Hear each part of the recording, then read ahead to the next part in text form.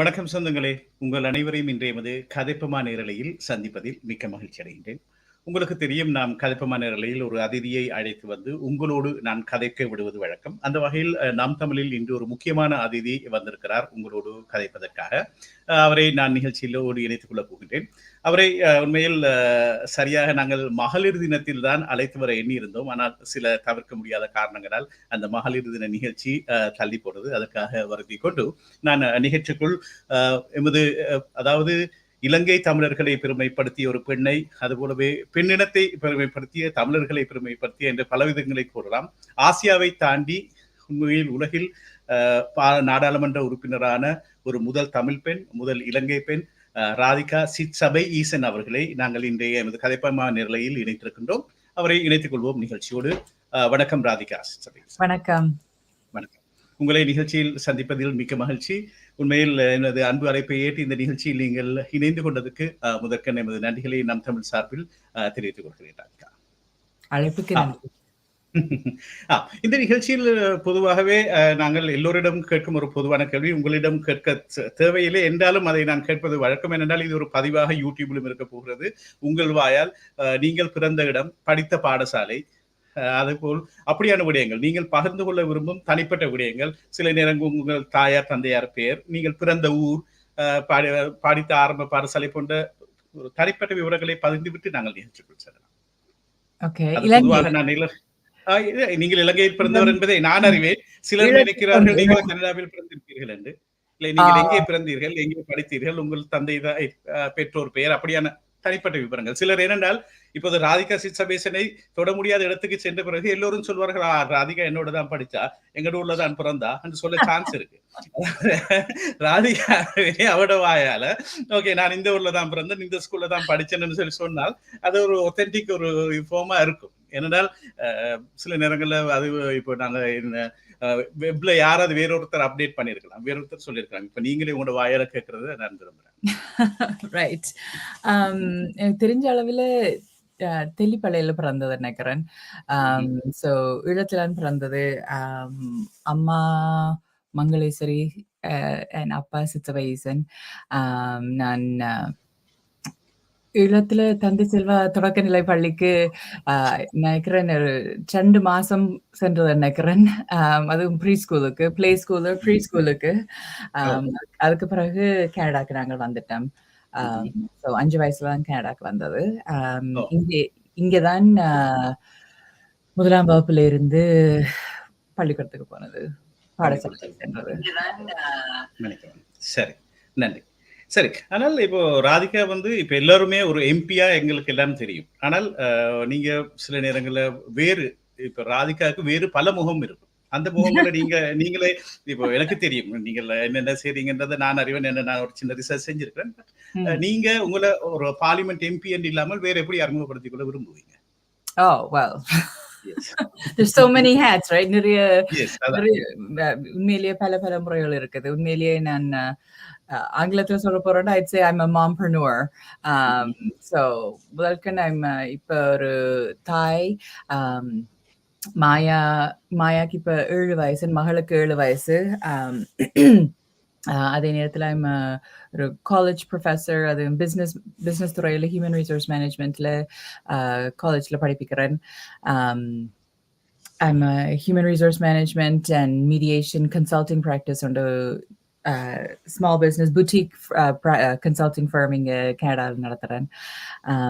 But health and wellness industry I have a small business as well. I'm also a Ziegler model மூலம் I'm a coach for life and leadership coach. பரதநாட்டிய கலைஞர். ஒரு cinema துறையிலேயும் இப்ப காலடி எடுத்து வச்சிருக்கீங்க போல. And cinema துறை என்று சொல்றது சரியும் தெரியாது, but I'm a filmmaker. ஆவணப்படம் மட்டும் எடுத்து இருக்கிறேன் இப்ப. It's a documentary. So I don't like to say movie and it's more of a documentary. So திரைப்படம் என்று சொல்லாமல் ஆவணப்படம் என்று தான் சொல்லுவாங்க. நன்றி. இது உண்மையில் ஒரு அனுபவங்களும் இருக்கும், ஆனா இப்ப ஞாபகம் வராது. நன்றி. இல்ல இல்லை, பெண்களுக்கு பொதுவாகவே பல முகங்கள் இருக்கும். பல முகங்கள், பல விடயங்களில் இருக்கும். அந்த வகையில் அதனால் தான் நான் உங்களை எமது மகளிர் தினத்தில் உங்களை கொண்டு வர முயற்சித்தேன். ஆனால் அது எங்களுக்கு வாய்க்கவில்லை. என்றாலும் பரவாயில்லை. அ சரி. இப்போ ராதிகா, எங்களுக்கு தெரியும் நீங்கள் ஒரு அரசியல் பிரமுகர் என்பது எல்லாருக்குமே தெரிஞ்ச ஒரு விஷயம். ஆனால் அந்த அரசியலுக்குள் வர்றதுக்கான ஒரு வழி இருந்திருக்கும். வழியும் இருந்திருக்கும், அதோட வலியும் இருந்திருக்கும். நான் 2 வழியும் சொல்றேன். அந்த 2 வழியையும் நீங்கள் பகிர்ந்து கொண்டால், ஏனென்றால் யாழ்ப்பாணத்தில் பிறந்த ஒரு பெண்ணால் ஒரு எல்லோருமே குடியேற விரும்பும் ஒரு கனடிய நாட்டின் நாடாளுமன்ற உறுப்பினராக வர முடிகிறது என்பது ஒரு உத்வேகம். ஒரு ஒரு எல்லோருக்கும் கிடைக்கும் ஒரு உற்சாகமாக இருக்கும். அதை நீங்க சொன்னீங்க என்றால், அது அது ஒரு பெண்ணால் எப்படி சாத்தியமாக முடியும் என்பதை நீங்க சற்று சொன்னீங்க என்றால், அது இதை பார்த்து கொண்டு இருக்கிறவங்களுக்கு, இனி கேட்கிறவங்களுக்கு, புதியவங்களுக்கு நிறைய ஒரு அதன் மூலம் ஒரு உற்சாகம் கிடைக்கும் என்று நான் நினைக்கிறேன். அதுதான் இந்த நிகழ்ச்சியின் நோக்கமும் உண்மையில. உங்களை வந்து இப்போ ஒரு அரசியல் நிகழ்ச்சியாக்கி உங்களை கொக்கி போட்டு கேள்வி எல்லாம் கேட்கறது என்ற நோக்கம் இல்லை. உங்கள்ட்ட இருந்து ஏதாவது எடுத்து எமது சமூகத்துக்கு கொடுக்கறது தான் நோக்கம். அதால அதை சொல்லுங்க முதல்ல. Well, definitely, நீங்க சொன்ன மாதிரி 2 எல்லாம் இருக்குது. இந்த வழியும் இருக்குது, வலியும் இருக்குது. அந்த அரசியல் பாதையில, என்னுடைய பாதையில. எல்லாற்ற பாதையும் பற்றி நான் பேசலாது. இல்ல, எல்லாருக்குமே பொதுவா வலி இருக்குமே. இப்போ வலி நாங்க பாக்குற முகங்கள் எல்லாம் இப்ப சந்தோஷமான முகங்களா இருந்தாலும் எத்தனையோ வழிகளை தாண்டி தான் அவங்க வந்திருப்பாங்க. நிச்சயமாக, நிச்சயமாக. ஆனா என்னுடைய பாதை வழியை பற்றி தான் நான் பேசலாம். நான் உண்மையிலேயே ஐ டோன்ட் நோ, இந்த சின்னன்ல இருந்தே இந்த சமூக சேவையில ஈடுபட தொடங்கிட்டேன். 7 வயசுலயே டேடியோட இங்க தமிழ் பள்ளிக்கூடம் ஆரம்பிக்க வேண்டும் என்ற அந்த முயற்சி, அந்த முன்னெடுப்பு, அந்த வேலை திட்டத்தோட தான் உண்மையிலே இந்த தமிழ் மட்டும்னு சொல்லல. அது இந்த கம்யூனிட்டி, லைக் சொசைட்டிக்கு ஒரு தேவை இருந்தா அந்த தேவைக்கு எந்த விதத்துல ஒரு சொல்யூஷன் கண்டுபிடிக்கலாம் என்று பார்த்து அந்த சொல்யூஷனை தேடி தான் நான் இந்த நேரம் சின்னல இருந்தே வேலை திட்டங்கள் தொடங்கி வந்தது. நாங்கள் இங்க கேடாக்கு சொன்ன போது, உங்களுக்கு முதல் சொன்ன போது 5 வயசுல வந்தது. அப்ப இங்க நாங்கள் மிசிசாகால தான் இருந்த நாங்கள். அங்க உண்மையிலே தமிழர்கள்டா குறைவு. இப்ப 37 வருஷத்துக்கு முன்னம் தமிழர்ண்டா பெருசா கணக்க இல்ல மிசிசாகால. இப்ப நிறைய தமிழர்கள் இருக்கிறோம். அப்ப அங்க இப்ப வெள்ளக்காரர் குறைவா இருப்பாங்க. இப்ப எல்லா இனமும் நிறைய இருக்குதுன்னு சொல்லலாம். அப்ப தமிழ் பள்ளிக்கூடம் வந்து ஒரே ஒரு தமிழ் பள்ளிக்கூடம் தான் இருந்தது. அப்ப எங்களுக்கு தூரம், எங்கள்ட்ட வாகன வசதியும் இல்ல. பேருந்து பஸ்ல தான் போறோம் நாங்கள் காலமையில. ஒரு சனிக்கிழமை காலமையும் போய்க்கு 3 பஸ் எடுத்து போறோம்டா அலுப்பா இருக்கும். சோ நான் டேடிக்கு சொன்னேன்னா, ஒன்று தமிழ் பள்ளிக்கூடத்துக்கு நான் போயில்லை, இல்லாட்டி எங்களுக்கு இந்த 3 பஸ் எடுத்து போறதுக்கான நேரம் தூரம் போறது எனக்கு பிடிக்கலைன்னு சொன்ன உடனே நாங்கள் அந்த பிரச்சனை எனக்கு இருக்குதுன்னா சில வேற யாக்களுக்கும் இருக்கக்கூடுமென்ற அந்த யோசனை வந்து என்னென்று அந்த மாற்றத்தை உருவாக்கலாம் என்ற வேலை திட்டத்தோட தான் தொடங்கினது. அது 7 வயசுல தொடங்கின வேலை திட்டம் தான் இப்ப இந்த டஃபன்பியல் கேத்தலிக் ஸ்கூல் போர்டோட தமிழ் இந்த ஹெரிட்டேஜ் லாங்குவேஜ் ப்ரோக்ராம்ல இருக்குது என்றால், அந்த 7 வயது பிள்ளையின் வலியின் காரணத்தினால்தான், வலி மற்றது வேலை திட்டம் முயற்சியின் காரணத்தினால்தான் அந்த சொல்யூஷன் உண்மையிலேயே இன்றைக்கு இருக்குதுண்டா அதன் காரணத்தினால்தான். அது போலதான் உண்மையிலேயே ஐ மீன் மிடில் ஸ்கூல் 6ஆம் வகுப்பு படிக்க சீனியர்ஸ் நர்சிங் ஹோம்ல ஒருக்கா போன நான் வாலண்டியர் பண்றதுக்கு. அங்க போய் பார்த்தால் பல முதியோர் தனிமையில சோகத்துல இருந்தவ. அப்ப நான் யோசிச்சேன், இந்த 6ஆம் வயசு 7ஆம் வயசு இல்ல 6ஆம் வகுப்பு 7ஆம் வகுப்பு பிள்ளைகளை என்னோட கூட்டி கொண்டு போனா சில வேளை இந்த முதியோருக்கு ஒரு மகிழ்ச்சியை கொண்டு வரக்கூடிய மாதிரி ஒரு விடயமா இருக்குமெண்டு என்று நினைச்சு கைடன்ஸ் கவுன்சிலரோட போய் பேசி ஒவ்வொரு வியாழக்கிழமையும் ஒரு group of young people I took with me, right? And நாங்கள் ஸ்கூல்ல இருந்து நாங்கள் ஒவ்வொரு கிழமையும் இந்த நர்சிங் ஹோமுக்கு போய் அந்த முதியோரோட போயிருந்து அவையோட கதைகளை கேட்டது, அவைகளுடைய வாழ்க்கை பயணத்தை பற்றி கேட்டது, இல்லாட்டி விளையாடினது, என்ன செய்து அவைக்கு அந்த தனிமையோ அந்த சோகத்தை ஒரு கொஞ்ச நேரம் தான் 1 மணி நேரத்துக்கு தானே மறக்கக்கூடிய மாரி ம்ஹ்ம். சிச்சுவேஷன் உருவாக்கினது. அதேபோல பல இடங்கள்ல எங்களுடைய சமுதாயத்துல எங்கே அந்த தேவைகள் இருந்ததோ, அதுக்கு ஏற்ற மாரியான மாற்றங்கள அம் கொண்டு வர வேணும் என்ற அந்த முன்னெடுப்போட தான் நான் பயணித்து வந்தது. ம்ஹ்ம். அம் ஐ கெஸ் இந்த ஸ்டோரிய சுருக்கமா சொல்றேன்டா நான் இல்ல, இல்ல. இது இது ஒரு சுருக்கமான நிகழ்ச்சியில நீங்க தாராளமாக பகிர்ந்து கொள்ளலாம். அதுல பிரச்சனை இல்ல.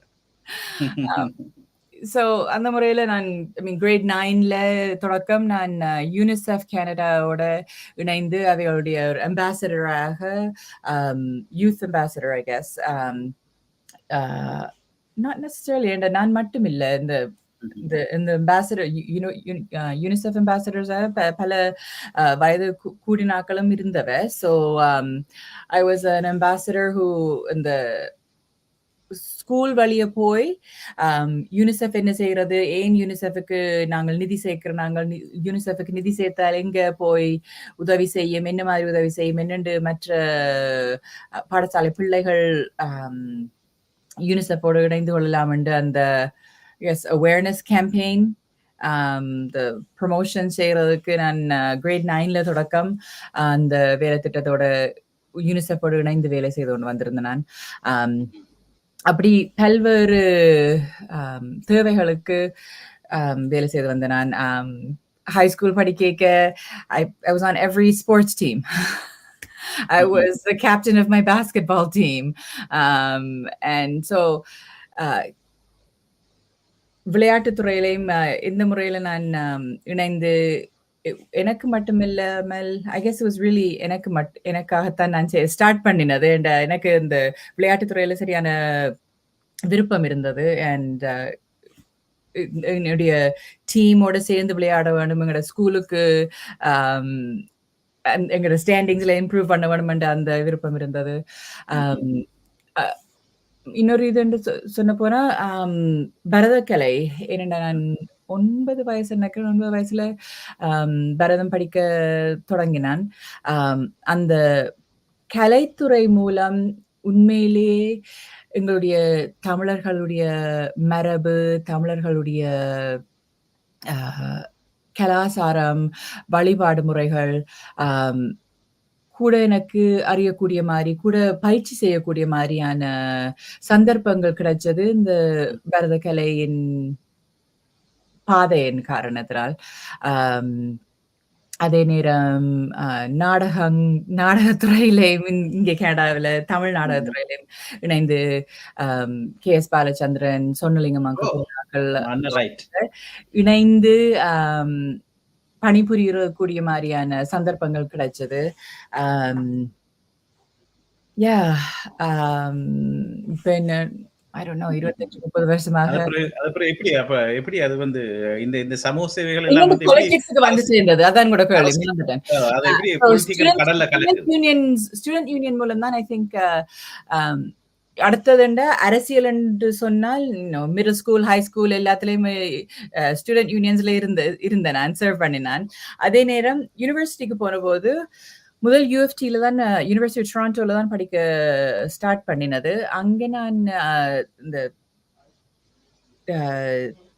தமிழ் ஸ்டூடெண்ட்ஸ் அசோசியேஷனோட இணைந்து வைஸ் பிரசிடென்ட்டா வேலை செய்தேன் நான். அண்ட் தென் 2 வருஷத்துக்கு பிறகு யூனிவர்சிட்டி ஆஃப் டொரண்டோ பிடிக்கலைன்னு கார்ல்டன் யூனிவர்சிட்டிக்கு மூவ் பண்ணினது.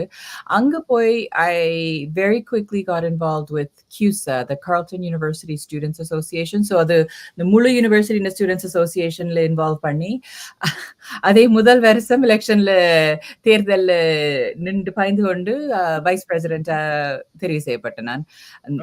யூனிவர்சிட்டி முழுக்க உள்ள ஸ்டூடெண்ட்ஸ் அசோசியேஷனோட. அந்த நேரம் நான் Canadian Federation of Students and Canada முழுக்கலும் அந்த ஸ்டூடெண்ட்ஸ் அசோசியேஷன்ஸ் இணைந்து வேலை செய்யும் அந்த ஆர்கனைசேஷனோட எங்களுடைய வேலை திட்டங்கள்ல மிக முக்கியமாக பகிர்ந்து கொள்ள தொடங்கினான்.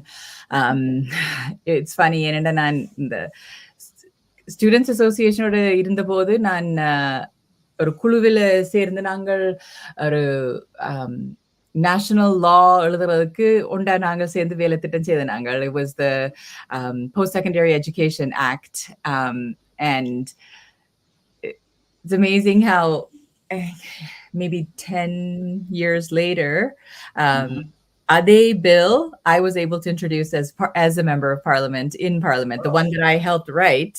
யூனிவர்சிட்டியில படிக்க எழுதுறதுக்கு சேர்ந்து வேலை செய்யக்கூடிய அந்த அந்த வேலை திட்டம் உண்மையிலேயே நான் பாராளுமன்ற உறுப்பினராக இருந்தபோது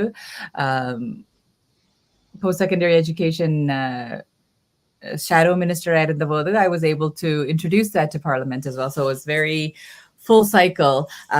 நான் கார்ல்டன்ல படிச்சு கொண்டிருக்க தான் முதல் தடவையாக somebody called me and said, you know, இந்த federal election வருது, அப்ப நீங்கள் Scarborough Agent Court இந்த ரைடிங்ல அந்த ரைடிங்கை நாங்கள் அந்த கன்ஸ்டிச்சுவன்சியை பார்த்தோம்னா ஜிம் கேர்ஜியானஸ் தான் மெம்பர் ஆஃப் பார்லிமெண்ட். அந்த நேரம் I don't know 20 வருஷமா இருந்தவர். அந்த ஃபோன் பண்ணின ஆள் வந்து சொன்னிச்சுன்னா, நான் என்டிபி கட்சியின் மூலம் கூப்பிடுறேன், புதிய ஜனநாயக கட்சி மூலம் கூப்பிடுறேன். நாங்கள் we've done some polling. You have really good name recognition in Scarborough. Would you run as our candidate in Scarborough Agent Court? And I was like, what?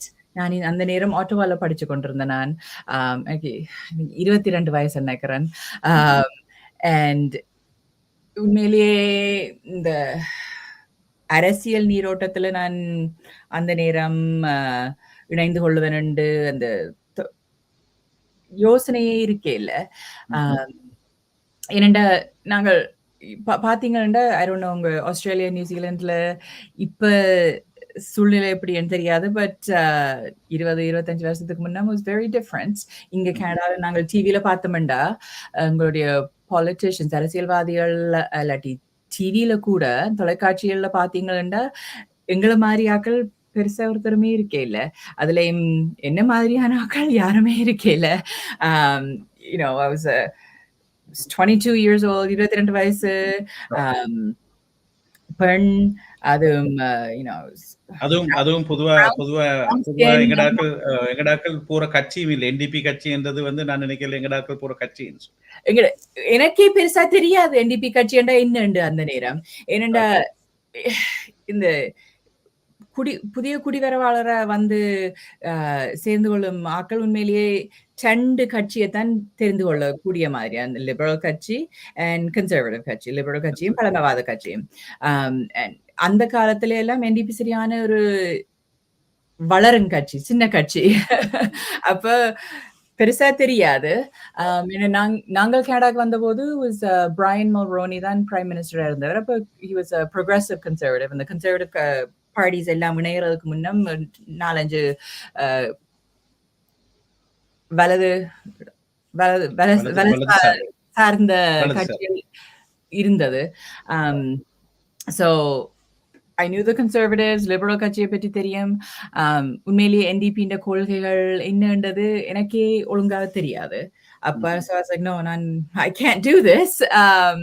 நான் ஆட்டோவால இருக்கிறேன், என்னென்று ஸ்கார்பரோல எலெக்ஷன்ல நான் பங்கு பெற்றலாம். It didn't make sense. So நான் அந்த முறையில இந்த ஸ்டூடெண்ட் யூனியன் மூலம் வேலை செய்து கொண்டு வந்தது. இந்த சமூக சேவை, I was just volunteering wherever. Women's rights in general, human rights-க்காக இந்த தமிழர்களுடைய தேவைக்கும் எந்த முறையில குரல் கொடுக்கலாமோ. அந்த நேரத்துல தான் இலங்கையில வந்து ஒரு யுத்தம் ஒரு பீக்ல இருந்த டைம் அது. யுத்தம் நான் யூனிவர்சிட்டியில படிக்க was 2000ல ஸ்டார்ட் பண்ணி 2007 மட்டும் யூனிவர்சிட்டியில இருந்தேன் நான்.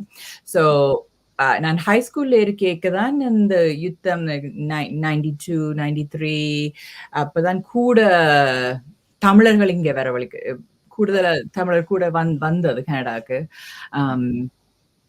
ஆனா யுத்தம் டெஃபினெட்லி நடந்து கொண்டே இருந்தது, இந்த கூடிக்கொண்டே இருந்தது, ரைட்? அண்ட் ஸோ எங்க தமிழர்களுக்கு குரல் கொடுக்கலாமோ, இந்த முறையில உதவி செய்யலாம் அந்த வேலை திட்டங்கள் செய்து கொண்டிருந்தேன் நான். And then when was it 2008 இன்னொரு எலெக்ஷன் வந்தது. அப்ப திரும்ப NDP called me and said, would you come join us and on the central campaign team வந்து ஹெல்ப் பண்ணுவீங்களோன்னு கேட்டுச்சு. I was like, sure. நான் வாலண்டியர் பண்றதுக்கு வலிக்கிட்டேன் நான். You want to pay me? I'm happy. I'm happy to join the team. And அந்த நேரம் நான் masters finish பண்ணிட்டு um, I was working at the labor board, and then so அந்த நேரம் it made sense in a வேலை இடைக்குள்ள இருந்தது. I wasn't working at the time too. So I went and I helped on the central campaign team in Ontario. And அப்போ ஒரு 2 weeks ago, they're like, oh, no, what? I was canvassing, and they're like, you need to manage a campaign. Can you go? Because I had the conflict resolution skills, and Oru campaign, there was extremely high conflict.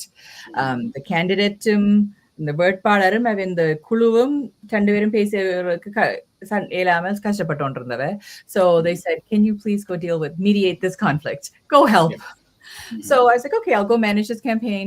And so I went, and within 2 weeks, that conflict was resolved. Everybody was, again, happily working together, and they were good. So, ஆனா எனக்கும் அந்த வேட்பாளருக்கு உண்மையிலேயே values படி அடிப்படை values படி there is a difference. I didn't agree with that candidate and அவருடைய initiatives, his approach.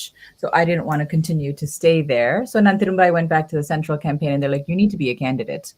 Can you, where do you want to run? Pick a riding and you can run, be a candidate. I was like, no, I'm not interested. Okay. I'm here to help. I'll help anybody. I'm not interested in being a candidate. And then 2009, 2009 ஆண்டு யுத்த கடைசி மே 18க்கு பிறகு I don't remember எப்போ உண்டு summertime நினைக்கிறேன் at some point. இங்கே I was working on the employment insurance reform bill to introduce பண்ணி. I was helping the labor unions in increasing awareness of the need for the employment insurance program, federal employment insurance programல மாற்றங்கள் வர வேண்டும்ன்றதுக்காக வேலை திட்டத்துல இணைந்து வேலை செய்து கொண்டிருந்தேன் நான் எங்களுடைய labour யூனியன்ஸோட.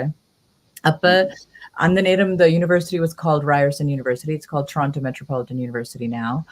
They had a panel discussion, and I was one of the speakers, and about employment insurance reform. And there were two people in the audience who were actually members of the candidate search committee for the NDP for Scarborough Rouge River. And the event sandichu பேசினவ பண்ணாலும் பாலிடிக்ஸ்ல involve பண்ண யோசிச்சிருக்கிறீங்களோ, நாங்கள் உண்மையிலே ஒரு தமிழ் வேட்பாளரை தேடிக்கொண்டிருக்கிறோம். And Kurt, I was like, yeah, of course, politics involved பண்றது is important. And நான் அந்த நேரம் எனக்கு I think 27 வயசு நினைக்கிறேன். And I was like, I can't do anything in politics now, you have to wait until I'm older. So maybe in 10 yearsல நான் செய்யலாம். So இப்போ ஒன்றும் செய்யலாதுன்னு சொல்லிட்டு விட்டுட்டேன். அப்ப கேட்டவை இந்த கட்சியோட வேலை செய்யறதுக்கு இஷ்டம் இருக்குமெண்டு. I was like, NDP makes sense for me. And அவைகளும் NDPயோட தான் இணைந்து வேலை செய்து கொண்டிருந்தவ. ஆனா அவ கேட்டதுக்கு நான் இல்லைன்னு சொல்லிட்டு போயிட்டேன். யோசிப்போம்னு சொல்லிட்டு போயிட்டேன். And then maybe ஒரு மாசமே அந்த குழுவோட பேசி and then we decided, sure. Because நான் ஒரு இவெண்ட்டுக்கு போயிருந்தேன். அங்க ஜாக் லேட்டன், NDP கட்சியின் முன்னாள் லீடர், தலைவர், அங்க அந்த இவெண்ட்ல வந்திருந்தவர். And our it was a public event, எனக்கு அவருக்கு என்ன தெரியுமோ ஒன்றுமே தெரியாது. He came up to me, he's like, hey, you're Rathika, right? I was like, yes. Like, how does he know me? என்னன்னு தெரியுமென்று யோசிச்சேன், right? And like, I've been trying to get you to join us for a long time. என்னோட வந்து சேர்றதுக்கு பல வருஷங்களாக அவர் யோசிச்சிருக்கிறாருன்னு சொல்லியிருந்தார். And then business கார்டை எடுத்து ஒரு ஃபோன் நம்பர் எழுதிட்டு இந்த ஆண்டு தந்தார். And he said, call me. We'll talk. I was shocked. முதல் அவருக்கு என்ன தெரியும் and ஏதோ ஒரு ஃபோன் நம்பர் எழுதியிருக்கிறார். உண்மையில நினைக்கல அவருடைய ஃபோன் நம்பர் தான் எனக்கு தந்தவர்னு நினைக்கல. and so நான் வீட்டை போய் ஒன்றும் செய்யல. அதுக்கு பிறகு அவருக்கு கால் பண்ணல. ஒரு I think few days, 2-3 நாளுக்கு பிறகு I remember it was a Thursday, I think, or Wednesday night. I called him ஒரு இரப்பினேரம் 7 மணி போல அந்த நம்பருக்கு கால் பண்ணினது and he answered the phone. அவர் தான் ஆன்சர் பண்ணாரு. அவருடைய தனி சொந்த மொபைல் நம்பரை தான் தந்திருக்கிறார். He answered the phone and he started yelling at me. I was like, என்னத்துக்கு it's like I was so confused. He's like, Rathika, you should be out in the community right now. Why are you talking to me? Go do so they have already decide பண்ணிட்டாங்களா அப்ப? இல்ல, அவர் decide பண்ணிட்டார். Okay. நான் ஒண்ணுமே decide பண்ணல. He had decided. He had decided. You're doing something. Go in the community. Go talk to somebody. Call me back after 9. என்னோட அவர்ட்ட மைண்ட்ல நான் ஏற்கனவே அவர் டிசைட் பண்ணிட்டார் நான் வேட்பாளராக இருக்க போறேன்னு. and இந்த சூரிய வெளிச்சம் இருக்கிற நேரம் என்னத்துக்கு வீட்டுக்குள்ள இருந்தோட அவரோட போன்ல கதைக்கிறேன். 9 மணிக்கு பிறகு உண்மையிலே ஆக்கிட்டு வீட்டுல போய் கதவு தட்டுறது எல்லாம் சரியில்லை. அப்ப அதுக்கு பிறகு அவருக்கு கால் பண்ண சொல்லி சொன்னார். I was like, okay. എന്നിട്ട് போனை வச்சுட்டு அப்படியே நடுக்கட்டில இருந்தோண்டு முழிச்சு கொண்டிருந்தது for about 2 hours. And then 9க்கு பிறகு அவருக்கு கால் பண்ணி உண்மையிலே it was him. He was that tipping point. He's like, listen, I'm here for you. I'm a huge fan of yours. I want to support you. In the முறையில அவர் என்னதுக்கு துணையா இருக்கலாமோ, he was willing to be there. I'm so grateful. He took me on as one of his, took me under his wing. He was willing to mentor me. It was a Thursday night, actually, I know for sure. And அதுக்கு பிறகு every week or every other Thursday night we had a phone call. And உண்மையிலே jack லேட்டன் தலைவராக இருந்த காரணத்தினால தான் நான் அந்த நேரம் ஈஸியா for sure டிசைட் பண்றதுக்கு அந்த பின்னாட்களில் அவர் விமர்சிக்கப்பட்டார். ஜாக் லேட்டன் அவர்கள் விமர்சிக்கப்பட்டார் என்று இல்ல, அதாவது எங்க பொதுவாக கனடிய அரசியலில் அவர் சற்று விமர்சனத்துக்கு உள்ளானார் பின்னாட்களில், இல்லையா? விளங்கல. விமர்சனத்துக்கு உள்ளாருண்டா என்ன செய்தவர்? He was criticized by அதாவது மக்கள் ஓரளவுக்கு அவர் வெறுக்க தொடங்கினாங்க பின்னாட்கள். இல்லையே. No.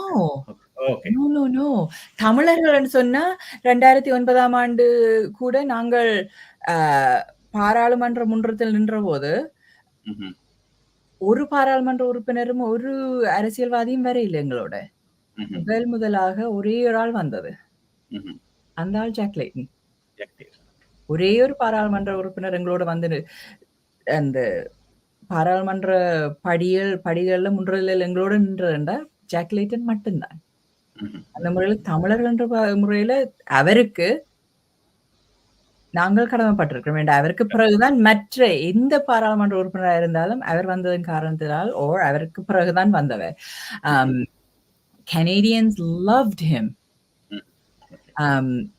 நாங்கள் வந்து மே 2011 தான் பாராளுமன்றத்துக்கு தெரிவு செய்யப்பட்ட நாங்கள் official oppositionாக.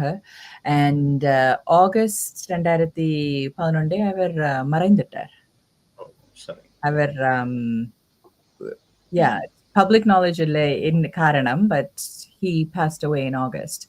So he was at the height. இன்றைக்கு கூட எல்லாரும் சொல்றது ஜாக் உயிரோட இருந்திருந்தா அடுத்த முறை 2015ஆம் ஆண்டு அவர் தான் பிரதம மந்திரியா வந்திருப்பாரு. First time ever NDP would have formed government is only if Jack was alive. No, Canadians loved him. ஆனா பிறகு நீங்க கட்சி மாறுவீங்க அப்படின்னா பிறகு லேபருக்கு வரீங்க. So NDP யோட தான் நான் அந்த I made a promise to Jack. I made a promise to Jack. இந்த முறையானால் என்ன நடந்தாலும் இது முடியும் மட்டும் I will see it through. So Jackோட மறைவுக்கு பிறகு Nicole Turmel was the interim leader and then Tom Mulcair was selected as the new leader. Tom and பாதை வேலைத்திட்டம் எண்ணங்கள் வந்து ஜாக்கிண்ட மாதிரி இல்லை. ஸோ எனக்கு அந்த முரண்பாடுகள் கொஞ்சம் வர தொடங்கிட்டுது. இதுதான் சரியான இடமோன்ற யோசனை வர தொடங்கிட்டுது. என்டிபியோட இருக்கிறதோ அல்லாட்டு விலகி தனி இண்டிபெண்டன்ட் எம்பியா இருக்கிறதோன்ற யோசனை வர தொடங்கினது. எல்லாம் பல யோசனைகள் வர தொடங்கினது. ஏன்னா நான் கூட ஜெனீவால ஹியூமன் ரைட்ஸ் தமிழ் ஹியூமன் ரைட்ஸுக்காக போய் பேசுறதுக்கு சந்தர்ப்பம் கிடைச்ச போது என்னை போக விட இல்லை.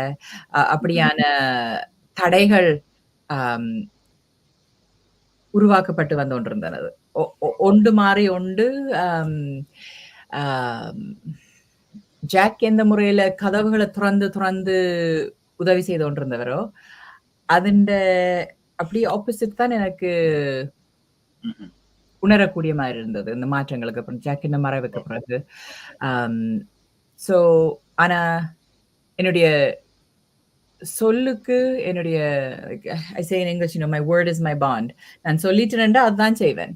ஸோ ஜாக்கோட I had a commitment, no matter what, I will see this through to the end. So விலகி வேலை செய்யலாது. ஜாக்கிண்ட காரணத்துக்காக to build I'm part of his legacy, so I had to work for the progressive movement. It's not for in the leader, on the leader, or adilla. It's the movement. So I stayed and continued my work. And then 2015 ஆண்டு தேர்தலில் it's funny. நாங்கள் numbers we keep, right?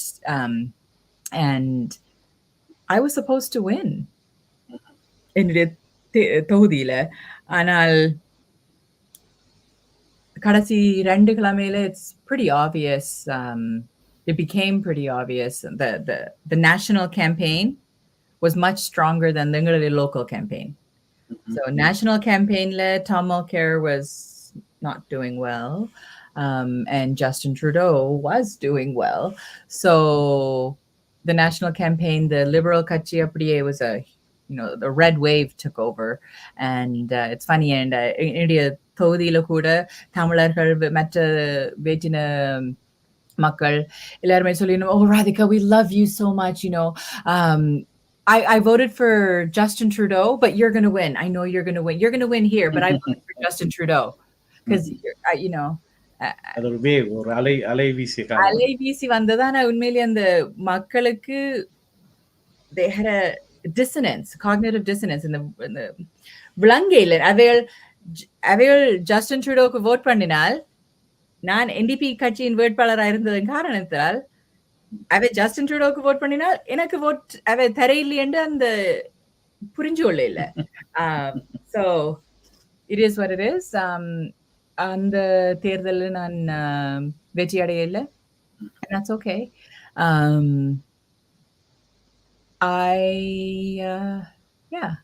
I think உங்களோட கேள்வியை தாண்டியும் பதில் வந்துட்டு நினைக்கிறேன் இப்ப. இல்ல அதை நான் உங்களோட வெர்ஷனாவே பதியணும்னு நினைச்சேன். அது இப்போ இது அப்படியே இருக்க போகுது, சோசியல் மீடியால அது அப்படியே இருக்க போகுது. அதுதான் எனக்கும் தேவையா இருந்தது. அதான் நான் பொதுவா இது கதைப்பமாட ஃபார்மட்டே அப்படித்தான் வச்சிருக்கேன். கொஞ்சம் நிம்மதியா நாங்க கதைக்கிறது தான், அதால தான் கதைப்பமாண்ட வச்சிருக்கிறது. ஸோ ஒன்னு இன்டராக்ட் பண்ணாம நான் அந்த இதுக்குள்ள வந்தேன். ஆனால் இனி ராதிகாவை நாங்கள் அரசியல்ல பார்க்க முடியுமா? இன்னும் நீங்க ஒரு ஆக்டிவ் பொலிட்டிக்ஸ்ல இருக்கிறீங்களா, இல்ல போதும்டா சாமி நான் எந்த வேலையை பார்க்கிறேன்னு இருக்கிறீங்களா? போதும்டா சாமி, ஐயோ சாமி நீ எனக்கு வேண்டாம் மாதிரி. I mean, என்னுடைய அரசியல் எப்பவுமே எல்லாருடைய வாழ்க்கையிலையும் இன்வால்வ்டா இருக்கும், ரைட்? எந்த விதத்தில் நீங்க பாத்தீங்கன்னா, whether உங்களுக்கு நான் அரசியல் இப்போ நீரோட்டத்துல கலந்து கொண்டு வேலை செய்யறேன்னு யோசிக்கிறீங்களோ இல்லையோ, அரசியல் உங்கள இஷ்டமா தான் இருக்கும் இப்போ, right? No matter what, and roads, sewage, immigration, எதுவா இருந்தாலும் it's politics, it's always going to impact your life.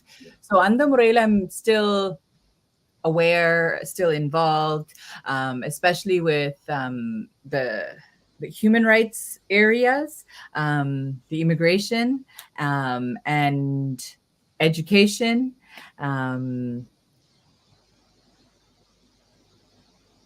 and labor workplace. So on the topics that யோசிச்சோம்னா, some things are provincial level, some things are federal level issues. So I'm still involved in the human rights work. ஒரு நாளும் நிப்பாட்டே இல்ல. நான் பாராளுமன்றத்துக்கு தெரிவு செய்வதற்கு முன்னம் மனித உரிமைகளுக்காக போராடி கொண்டிருந்த நான், பாராளுமன்றத்துல இருக்கேக்க செய்த நான், அதுல இருந்து வெளியில வெளியில வந்ததுக்கு பிறகு இன்னும் அதே வேலை தான் செய்து கொண்டிருக்கிறேன். ஒரு தனி நபராக செய்து கொண்டு தான் வந்திருக்கிறேன். ஆனா உண்மையிலேயே நாங்கள் இப்ப ஒரு குளோபல் குழுவாக சேர்ந்து இந்த ஐக்கிய நாட்டு சபையின் மூலம் என்னண்டு இந்த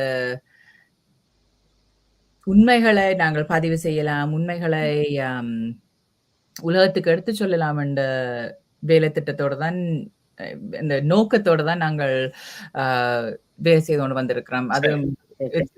அது சம்பந்தமா ஒரு கேள்வி வந்திருக்கு. நானும் அதை கேட்கறதுக்காகத்தான் இருந்தேன். ஆனா ஒருத்தர் கேள்வி ஒன்று டைப் பண்ணியிருக்கிறார். அந்த கேள்வியோட சேர்த்து நாங்கள் அதை பேசுவோம். அதாவது வந்து வீராதிப்பள்ளி சிவஸ்கந்தராஜா இப்ப லண்டன்ல இருந்து பார்த்து கொண்டிருக்கிறார்.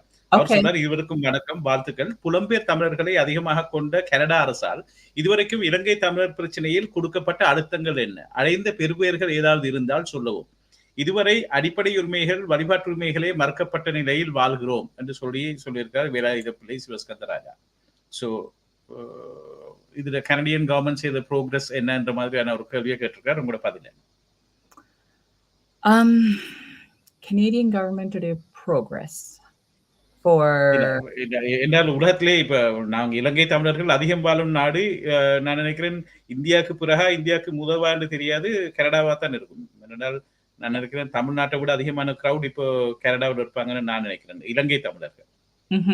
தமிழ்நாட்டுல இருக்கிற எத்தனை தெரியாது, பட் அங்க இருக்கிற கவுண்ட் சரியா தெரியாது. அங்க இருக்கிறவங்களை தங்களை அடையாளப்படுத்திக் கொள்வதற்கு தயங்குறாங்க. Right right விளங்கக்கூடியது. தமிழர்களுடைய கேள்வியை திரும்ப காட்டுங்க. அதாவது ரைட், ஓகே. அதாவது அவர் கேட்கிறார் என்னன்னா, புலம்பெயர் தமிழர்களை அதிகமாக கொண்ட கனடா அரசால் இதுவரை இலங்கை தமிழர் பிரச்சனையில் கொடுக்கப்பட்ட அழுத்தங்கள் என்ன பிரஷர் கொடுத்தீங்க? கனடா கவர்மெண்ட் என்ன பிரஷர் கொடுத்தது? ஏதாவது கிடைச்சது? அதால் அடைந்த பெறுபேறுகள் ஏதாவது இருந்தால் சொல்லவும். இதுவரையில் அடிப்படை உரிமைகள், வழிபாட்டு உரிமைகள் மறுக்கப்பட்ட நிலையில் வாழ்கிறோம் என்று சொல்லி அவர் எழுதியிருக்கிறார். ஆனா அவர் கனடாவில் அவர் லண்டன்ல இருக்கிறார், அவர் இலங்கையில இல்ல. அவர் ரைட், யூகேல இருக்கிறார். ஓகே, முதல் கேள்விக்கு நன்றி, இதுல கலந்து கொள்றதுக்கு நன்றி.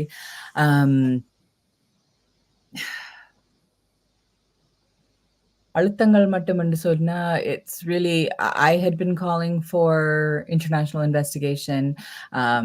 அந்த நேரம் இந்த பழமவாத கட்சி தான் கவர்மெண்ட்ல இருந்தது. ஸ்டீவன் ஹார்ப்பருடைய கன்சர்வேட்டிவ் கவர்மெண்ட் தான் was government, and they were not interested in working with me. அதான் நான் தனிப்பட்ட முறையில் வேலை திட்டங்களை செய்ய தொடங்கினான். I realized MBA இருக்கேக்கு நான் I can get some doors open for me and தனிப்பட்ட முறையில் யூஎனுக்கு போக ட்ரை பண்ணினான். I secured a spot, and then என்ன போக விட இல்லை.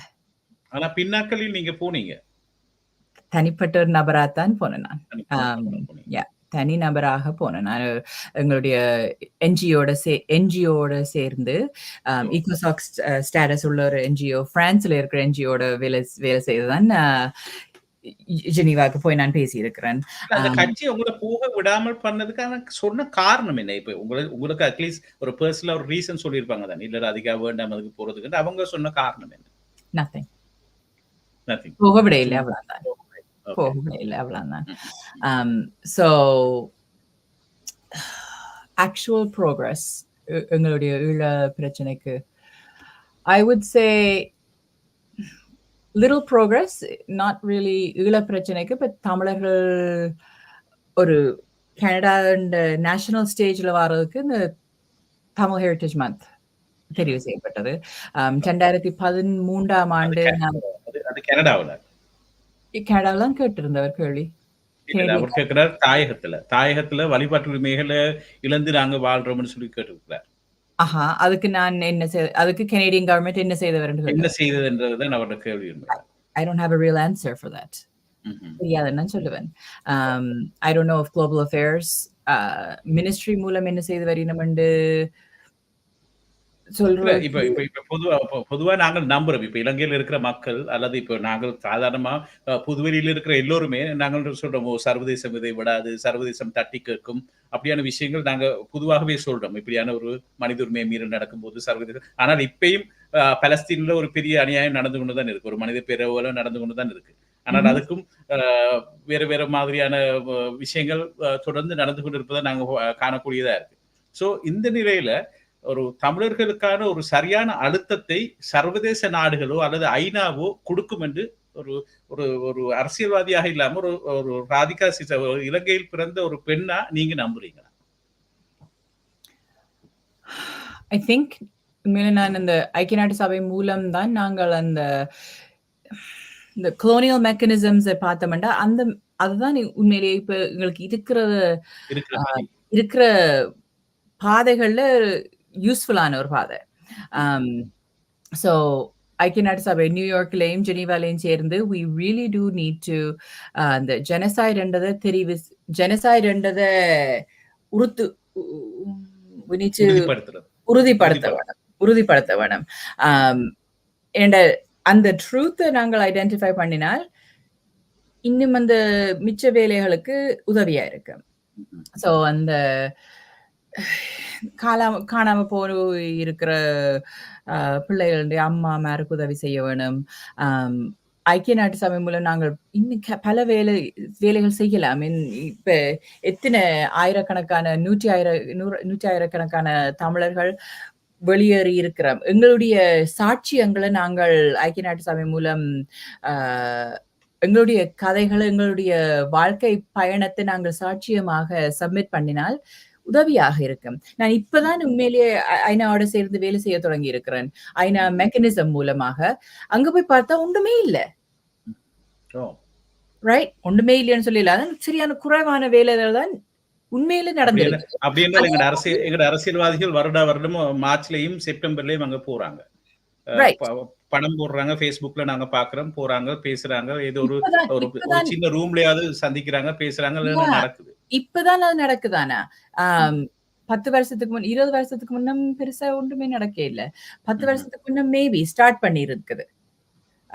இலங்கையில இருக்கிற அரசியல்வாதிகள் உண்மையிலேயே கஷ்டப்பட்டு வரினம். நான் போன போது கூட 3 பாராளுமன்ற உறுப்பினர் 2 3 பாராளுமன்ற உறுப்பினர்கள் அங்க வந்திருந்தவ.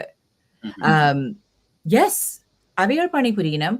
ஆனால் வெளிநாட்டுல இருக்கிற எங்களுக்கு உண்மையான ஒரு கூடுதலான ஒரு பொறுப்பு இருக்குது. நிச்சயமா. ஏனென்றால் அவங்களுக்கு சில கட்டுப்பாடுகள் இருக்கு. அவங்களுக்கு சில இல்ல, பல கட்டுப்பாடுகள் இருக்குது. அதன் மூலம் இங்க என்ன ஜெனீவால வந்து பேசின பிறகு திரும்ப அங்க போய் அவைகளுக்கு எத்தனை கூடுதலான அழுத்தங்கள் இருக்குது.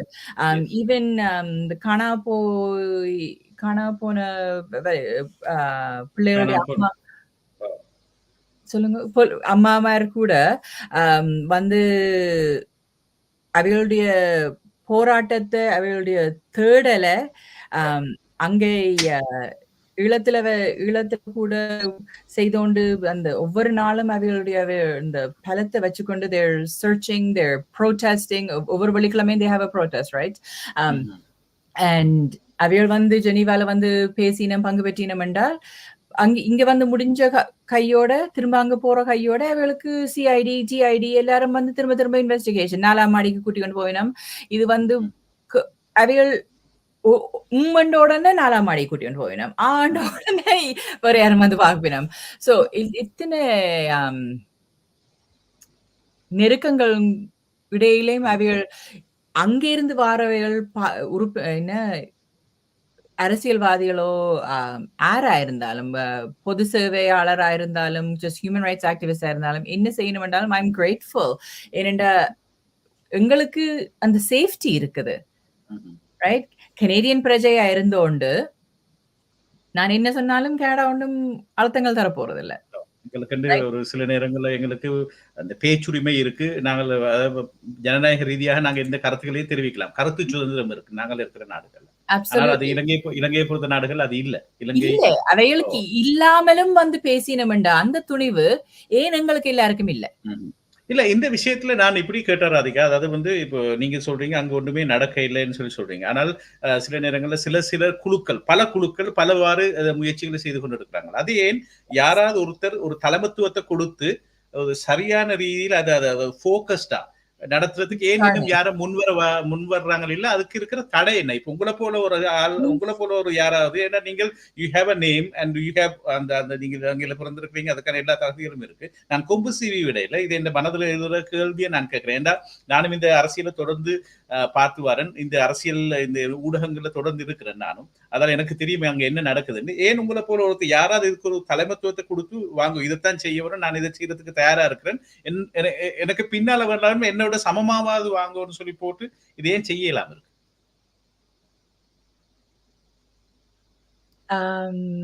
There's many நீங்க சொன்ன மாதிரி பல குழுக்கள் வேலை செய்யறோம். அண்ட் சிலர் பல குழுக்களோட சேர்ந்து வேலை செய்யறோம். ஆனா எல்லாரும் உண்மையிலேயே வாலண்டியர்ஸா தான் செய்யறோம். இல்ல நான் கேட்கிறேன் ஏன் எல்லாரும் ஒன்றா சேர்ந்து ஒன்றாக ஒரு குரலாக அது போகக்கூடாது? I can't answer that. Right? எங்களுக்கு உலகெங்கும் வாழும் தமிழர்கள் அப்படி ஒரு குரலாக இணைந்து வேலை செய்யறதுக்கு நீங்களும் நானும் மட்டுமில்ல, எல்லாருமே சேர்ந்துதான் அந்த டிசிஷன் எடுக்கணும். ரைட்? நாங்கள் ஈச் பர்சன் தனிப்பட்ட முறையில நினைக்க வேணும். எல்லாருமே சேர்ந்து வேலை செய்தால் நாங்கள் பலத்த குரலா எல்லாருடைய வேலை திட்டங்களும் இணைந்து நாங்கள் பணிபுரியலாம்னு யோசிக்கலாம். ஆனா நாங்கள் யோசிச்சீங்கன்னா இப்ப பல குழுக்கள் இப்ப ஐநா மூலம் இணைந்து வேலை செய்யணும். பிழை என்று நான் சொல்ல மாட்டேன். இணைந்த ஒரு பலத்த குரலாக நாங்கள் ஒலிக்க இல்லை. ஆனாலும் தமிழர்கள் இப்ப தமிழர்களுடைய பிரச்சனை, தேவைகள், வலி இப்ப கூடுதலாக ஐநா மூலம் தெரியக்கூடிய மாதிரியான சந்தர்ப்பங்கள் உருவாக்கப்பட்டு இருக்குது. பலர் சேர்ந்து வேலை செய்யணும். So there is movement. Evidence சேர்க்கிறது சரியான முக்கியமானது. So உலகெங்கும் வெளியில குடியேறி இருக்கிற தமிழர்கள் உங்களுடைய வாழ்க்கை பயணத்தை நீங்கள் if you document it as evidence and submit it, it will help the global cause. அதானே இப்ப என்னுடைய கோரிக்கை நான் எல்லாருடையும் கேட்டுக்கொள்றது உங்களுடைய ஸ்டோரி. பிகாஸ் நீங்கள் ஏன் நாட்டை விட்டு வெளியேறுனீங்க? ஏதோ ஒரு உங்களுக்கு போரின் காரணத்தினால் இல்லாட்டி வலியுறுப்பு காரணத்தினால் ஸோ அந்த காரணங்களை நீங்கள் எழுதி எவிடன்ஸை சப்மிட் பண்ணினால் உதவியாக இருக்கும். அண்ட் நான் முதல் சொன்னது போல it's a group of volunteers. 20 volunteers France, Germany, UK, Canada, US எல்லாத்திலையும் சேர்ந்து நாங்கள் பணியாற்றுறோம் என்றால் starting listener, I'm a full-time college professor. I'm working on building a consulting business. I'm a single mom. On the side, I'm a global human rights activist. Right? அதே மாதிரி தான் எல்லாரும் செய்யணும். எல்லாரும் தன்னார்வத்தொண்டாகத்தான் இதை செய்யறாங்களே தவிர ஒரு முழு நேர பணியாக எடுத்து இது செய்யறதுக்கான வாய்ப்புகள் யாருமே சில வேளை ஆக்கள் செய்யணுமோ தெரியாது. பட் என்ன I'm not. And we're also volunteers. Even ஜெனீவாக்கு போறதுக்கு கூட I had to find money. Right? Credit cardல போட்டுட்டு I went. It's not cheap. ஒவ்வொரு முறையும் $7,000, $10,000 என்று செலவழிச்சு வாலண்டியர் வேலையை ஆஃப் எடுத்து வாலண்டியர் பண்ணி $10,000 பே பண்ணி போய் சேர்றதுக்கு I don't have that capacity. ஆனா அன்றைக்கு நான் யாரோடய பேசின போது சொன்னது, கனடாவுல சென்சஸின் படி 200,000 என்னவோ தமிழாக்கள் இருக்கணும். வருஷத்துல $1 ஒவ்வொரு தரம் கொடுத்தா கூட we have a fund of $200,000 a year we can spend on sending people, sponsoring the work. இல்ல why don't you initiate it? அதே நீங்கள் ஆரம்பிக்க கூடாது. ஏனென்றால் உங்களுக்கு அந்த அந்த அது இருக்கிறதால தான் நான் கேட்கிறேன். அதற்கான தகுதி உங்களிடம் இருக்கிறதால நான் கேட்கிறேன். ஏன் இப்படியான ஒரு விஷயத்தில் நீங்கள் முன்னெடுக்க கூடாது? ஏன்னா இப்ப எல்லோருமே இதுல முயற்சிக்கிறாங்க. ஏதோ ஒரு வகையில முயற்சிக்கிறாங்க. ஆனால் யாராவது அந்த பூனைக்கு மணி கட்டுறது யார் என்ற ஒரு தமிழ் பழமொழி இருக்கு. என்றால் இதுக்குள்ள நிறைய பிரச்சனை எங்களுக்கு தெரியும். இதுக்குள்ள நிறைய விமர்சனங்கள் வரும், பிரச்சனைகள் வரும், அல்லது நீங்க அதை மணியை கையாட போறீங்க என்று சொல்லுவாங்க. அப்படி நிறைய பிரச்சனைகளுக்காக எல்லாருமே பயந்து கொண்டிருந்தால், ஏன்னா இப்ப நீங்க சொல்ற மாதிரி நாங்கள் சாட்சியங்களை அங்க உறுதிப்படுத்தணும் அப்படியான விஷயங்கள் என்பது அவர்களிடம் இல்லாத சாட்சியங்கள் இல்லை. ஏனென்றால் எல்லா சேட்டலைட் பிக்சர்ஸும், எல்லா வீடியோஸும், எல்லா ஃபுட்டேஜஸும் நான் நினைக்கிறேன் ஒரு சாதாரண ஊடகவியலாளர்கள் இருக்கின்றால் அது நிச்சயமாக அவங்கள்ட்ட இருக்கிற இன்டெலிஜென்ஸ் சர்வீஸ் வச்சிருக்கிறவங்களுக்கு, அவ்வளவு பெரிய இன்டெலிஜென்ஸ் வச்சிருக்கிறவங்களுக்கு நிச்சயமா இருக்கும். ஆனா யுஎன்னிடம் அது பதிவு செய்து இல்லை என்றுதான் சொல்லி, அதான் அதை பதிவு செய்து அதை சரியாக கொடுக்கறதுக்கு சரியான ஒரு அவர்களும் ஒத்தன்டிகேஷன் அதை எங்கள்கிட்ட இருக்குன்னு சொல்ல முடியாது. யாராவது கொண்டு போய் கொடுத்தா தானே. இப்ப ஒரு கொலை நடந்தாலும் போலீஸ்ல நீங்க போய் முறைப்பாடு செய்தால் தானே அவர் ஆக்ஷன் எடுக்க முடியும். அது மாதிரிதானே ஐநாவும் அதை சரியாக ஏதோ ஒரு வகையில நாங்க நிறுவன மயப்படுத்த வேணும். அந்த நிறுவன மயப்படுத்தல் எங்க ஆரம்பிக்குது, எப்படி நடக்குதுன்றதுதான் கேள்வி. அதை ஏன் செய்யக்கூடாது? அதை செய்யக்கூடிய தகுதி உங்கள்ட்ட இருக்கிறதால நான் சொல்றேன். அதுக்கு நீங்க ஆன்சர் பண்ண முடியாட்டும் அதை ஓகே இதோட விட்டுருவோம். நீங்கள் அதை யோசிங்க. பிறகு you're planting the seed. Yes, I'm planting the seed. Okay, பிறகு யோசிங்க. அதுல ஏதாவது நல்லது நடந்தால் அது எனக்கு மனதுக்கு சந்தோஷமா இருக்கும். ஏதோ ஒரு நடந்து இருக்கு. Right. Well, இப்ப 10 வருஷமா I've been working on a project. இதன் காரணத்தினால், ரைட். நான் 2013ஆம் ஆண்டு மம்மிய வீடு போரின் காரணத்தினால் என்ன நடந்தது, இந்த நாட்டு மக்கள் நிலைமையை பார்க்கணும்ன்றதுக்காக இந்த ஆசையின் காரணத்தினால் திரும்ப அங்க போயிருந்த போது அங்கே உங்களுக்கு நிறைய நெருக்குதல்கள் இருந்ததுன்னு நான் நினைக்கிறேன். டெஃபினெட்லி. நான் இங்க இருந்து வெளிக்கிட முன்னமே கவர்மெண்ட் இன்டெலிஜென்ஸ் ஆக்கள் எங்களோடய சேர்ந்து டிராவல் பண்ணினவை கனடாவில இருந்து. நாங்க 2-3 தடவை பிளேன் மாறிக்கொண்டிருக்கேன். அதே 2 பேர் ஒவ்வொரு பிளேன்லயும் இருக்கணும்டா ஏன் இருப்பினம், அது இப்போ பக்கத்துல பார்க்கக்கூடிய மாதிரி அந்த தூரத்துல இருக்கணும்டா 2 பிரிட்ஜ் கொள்ளக்கூடிய மாதிரியான அவர்கள் தெளிவாகத்தான் இருக்கிறாங்க. அவங்களுக்கு அதுக்கான ஃபண்ட் இருக்கு. So இந்த முறையான volunteers are working against an organized government. they have so much funding. அதே கவர்மெண்ட் என்ற ஃபண்டிங் இருக்குது, பட் குளோபல் கம்யூனிட்டி கூட அவங்களுக்கு நிதி சேர்த்துக்கொண்டு கவர்மெண்ட் வேலைக்கு நிதி சேர்த்து கொண்டிருக்கிறோம். ஆனா நான் இது பணம் திரட்டுறதுக்காக வந்திருக்கிறேன் பேச வலிக்கிறேன் சிலர். அந்த பயம் வேண்டாம். தாங்கத்தான் வேணும்.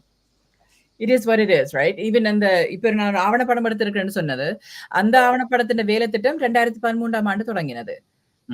அந்த நான் அங்க போன போது அந்த ஃபுட்டேஜ் வச்சு யாரை நம்பலாம், எங்க போலாம், என்ன செய்யலாம் என்று தெரியாமல் தனிப்பட்ட முறையா இருந்தோண்டு நாங்களே எடிட் பண்ணி நாங்களே எல்லாம் தனியா செய்தோண்டிருந்த நாங்கள். இப்ப ஒரு குளோபல் குழுவாக சேர்ந்து ஆவணப்படம் தயாரிச்சு ஆவணப்படம் ரெடியாக இருக்குது. மே மாதம் 5ஆம் தேதி உலகத்துக்கே எடுத்து காட்டுறதுக்கு ரெடியாக இருக்குது. அதன் மூலம் கூட எந்தவித நிதியும் யாரிடமிருந்து நான் பெற இல்லை. நானே ஃபைனான்ஸ் பண்ணி, இல்லாட்டி ரயன் சிங் என்னுடைய நண்பர், என்னோட டிராவல் பண்ணின நண்பர், அவர் ப்ரொடக்ஷன் கம்பெனி தான் தனிப்பட்ட முறையில் பணம் போட்டு கனேடியன் கவர்மெண்டிடம் பணம் அப்படித்தான் நாங்கள் இந்த ஆவணப்படத்தை செய்திருக்கிறோம். அகேன் தனிப்பட்ட முறையில தனிநபராக பணியாற்றி தான் இது நாங்கள் செய்திருக்கிறோம்.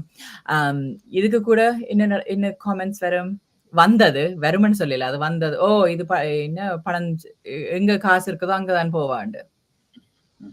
அதுக்கு அத இல்ல பற்றி நாங்கள் அந்த அந்த நெகட்டிவ் காமெண்ட்ஸ யோசிச்சு நான் வேலையை செய்யாம விட இயலாது. அல்லாட்டி எனக்கு செய்ய வேண்டும் என்ற அந்த பொறுப்பு இருக்குது.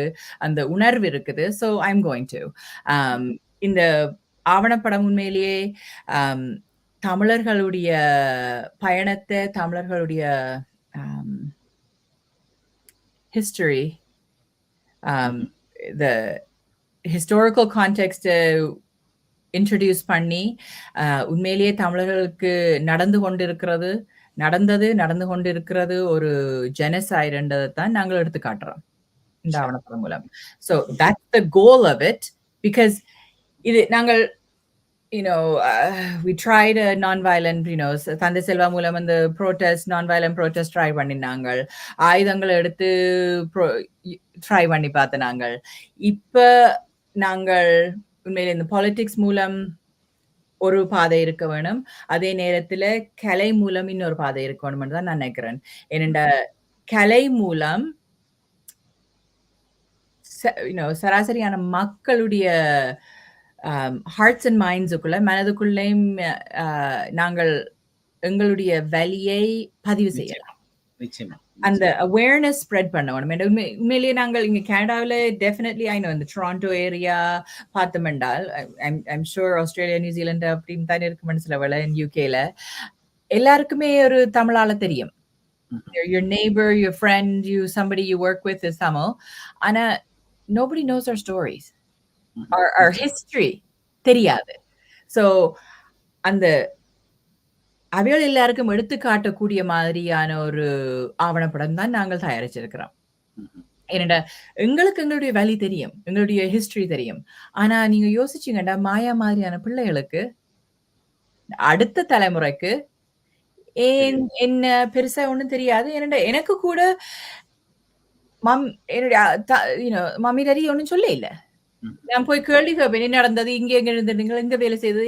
இந்த 83ஆம் ஆண்டு நடந்தது. 87 வழிகிட்டு நாங்கள் 80 அவைகள் பெருசா அதெல்லாம் பேருந்து கதைப்பான்.